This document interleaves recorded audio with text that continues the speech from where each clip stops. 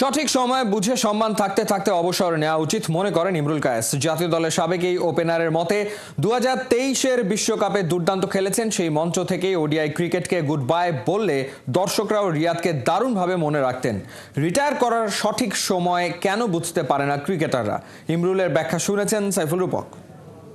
একটা প্লেয়ারেরই বোঝা উচিত বা চিন্তা করা উচিত তার রাইট টাইমটা কখন। সম্মান থাকতে থাকতে যাওয়াটা আমি মনে করি সবার জন্যই ভালো। বয়স হয়েছে, চ্যাম্পিয়ন্স ট্রফিও ভালো যায়নি।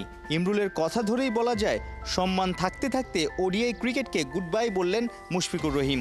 তবুও কি টনক নড়েনি মাহমুদুল্লাহ রিয়াদের?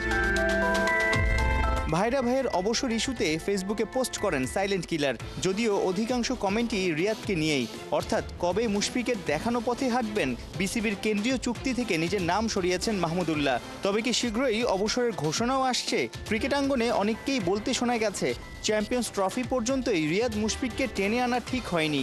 কি ভাবছেন ইমরুল কায়েস?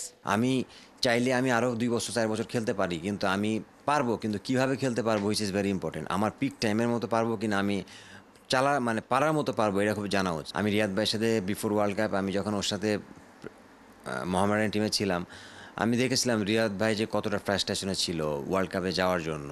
আলহামদুলিল্লাহ 23 বিশ্বকাপে কিন্তু রিয়াদ ভাই আল্লাহ পাক তাকে তার দিকে সহায় হয়েছিল এবং সে খুব সম্মানের সাথে খেলেছিল।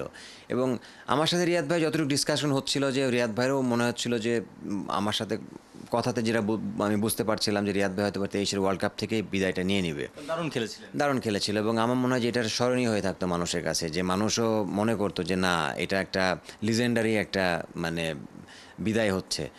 সো আমি জানি না তারপরে হয়তো বা বোর্ডের সাথে ও কথা বলেছে বা সামহাও কোনো ডিসিশন হয়তো বা তার চেঞ্জ হয়েছে মেন্টালিটি, এই কারণে হয়তো বা চ্যাম্পিয়ন্স ট্রফি পর্যন্ত ক্যারি করেছে। আপনারা এই যে 15-20 বছর যারা খেলেন ঘরোয়া ক্রিকেট বা ইন্টারন্যাশনাল ক্রিকেট, খেলা ছাড়াটা কঠিন, 22 গজ ছাড়াটা খুব কঠিন। রাইট টাইমে রাইট সিদ্ধান্ত নেওয়া যায় না কেন? আসলে আরও কদিন খেলি বা আরও খেলতে চাই, কি কাজ করে ব্যাক অফ দ্য মাইন্ডে?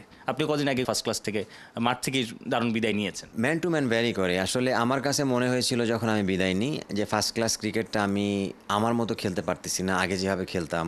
এখন আমি 5টা ম্যাচ খেললে দেখাচ্ছে 2টা ম্যাচে পারফর্ম করতেছি, 3টায় পারফর্ম করতে পারতেছি না। আমার মনে হচ্ছিল যে না, এই জায়গায় আমার থাকাটা ঠিক না। আমি আমার জায়গা থেকে সরে গেছি, আমার জায়গাটা নতুন ছেলে আসছে। 2015 ও 23 ওডিআই বিশ্বকাপে 3খানা শতক, 17 চ্যাম্পিয়ন্স ট্রফিতেও একটা। আইসিসি ইভেন্টে রিয়াদের কীর্তিগুলো জলজল করবে যুগ যুগ ধরে।